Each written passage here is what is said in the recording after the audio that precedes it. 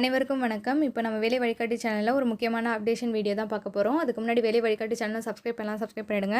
பக்கத்தில் இருக்கக்கூடிய bell ஐக்கானில் ஆல்ன்ற option click பண்ணிட்டீங்கன்னா நம்ம போட notification, news update, study material videos, test videos எல்லாமே உங்களுக்கு ஒன்று தெரிய வரும்.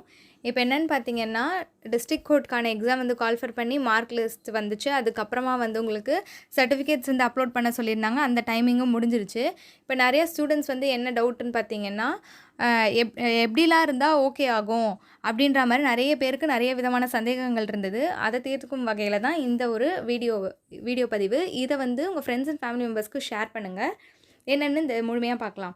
எம்ஹெச்சி யாருக்கு ரிஜெக்ட் ஆகும் அப்படின்னு கேட்குறது கொஷின் என்னன்னு பார்த்தீங்கன்னா, ஜூனியர் பேலிஃப் எக்ஸாமினர், சீனியர் பேலிஃப்க்கு முதலில் கல்வி சான்றிதழ் சரியாக பதியாதவர்கள், அதாவது நம்ம கரெக்டான எஜுகேஷனல் சர்டிஃபிகேட்ஸ் ஒழுங்காக பதியலைன்னா, இனிஷியல் தவறாக உள்ளவர்கள், முன்னுரிமை சான்றிதழ் தவறாக இருந்தால் அதில் ப்ராப்ளம் இருந்தால், அப்புறம் பிஎஸ்சிஎம், ஃபஸ்ட் கிராஜுவேட், அதர் இதெல்லாமே ஒழுங்காக பதியலைன்னா நமக்கு ப்ராப்ளம் வரும்.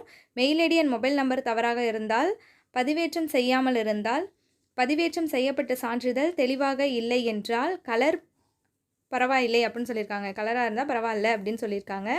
பொய்யான தகவல் அளித்தால், முன்னுரிமை பிரிவை தவிர்த்து இதர பிரிவினர் அதிகபட்சமாக 140 மதிப்பெண் எடுத்து இருக்க வேண்டும் அப்படின்னு சொல்லியிருக்காங்க. முன்னுரிமை பிரிவு என்பது யார் யாருக்கு ப்ரியாரிட்டி அப்படின்னு பார்த்தீங்கன்னா, தமிழ் வழி சான்று, அரசு பள்ளி சான்று, கலப்பு திருமணம், மாற்றுத்திறனாளி, ஆதரவற்ற விதவை, கணவனால் கைவிடப்பட்டவர், முதல் தலைமுறை பட்டதாரி, கொரோனா கால பெற்றோர் இறப்பு, முன்னாள் இராணுவ சான்று, விளையாட்டு சான்று, என்சிசி சான்று, இல்லம் தேடி கல்வி, தட்டச்சு அல்லது கணினி சான்று, இருசக்கர வாகன சான்று, நீதிமன்ற அடிப்படை பணியாளர் அனுபவ சான்றிதழ், எக்ஸ்பீரியன்ஸ் சர்டிஃபிகேட் ஏதாச்சும் இது இருப்பினும் உங்களுக்கு கட் ஆஃப் மதிப்பெண் குறைய வாய்ப்புள்ளது. அதாவது 110, 120, 130 அப்படின்றது எதிர்பார்க்கப்படுகிறது. இதை தவிர்த்து இதர பிரிவினர் டிஎன்பிஎஸ்சி, ரயில்வே ட்ரை பண்ணுங்கள் அப்படின்றது சொல்லிக்கிறோம்.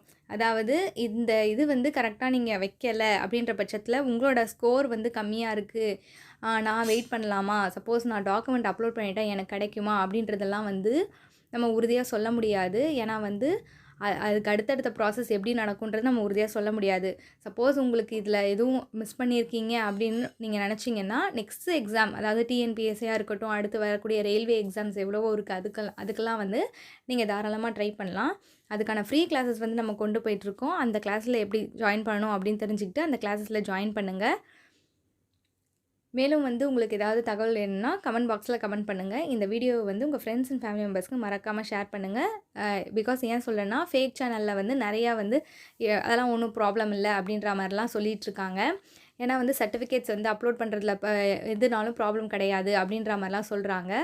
அதெல்லாம் ஃபேக் சேனலில் பார்த்து நம்பிட்டு டைம் வேஸ்ட் பண்ணாமல் அடுத்தடுத்த எக்ஸாமுக்கு கான்சன்ட்ரேட் பண்ணி படிக்க ஆரம்பிச்சிருங்க. அதுதான் நம்ம சொல்கிறோம். நம்ம ஃப்ரீ கிளாஸில் ஜாயின் பண்ணிக்கோங்க. இந்த வீடியோ உங்களுக்கு யூஸ்ஃபுல்லாக இருக்கும்னு நினைக்கிறேன். தொடர்ந்து நம்ம சேனலை ஃபாலோ பண்ணுங்கள். சப்ஸ்கிரைப் பண்ணிடுங்க. உங்கள் ஃப்ரெண்ட்ஸ் அண்ட் ஃபேமிலி மெம்பர்ஸ்க்கு மறக்காமல் ஷேர் பண்ணுங்கள், லைக் பண்ணுங்கள், கமெண்ட் பண்ணுங்கள். தேங்க்யூ ஃபார் வாட்சிங். தேங்க்யூ.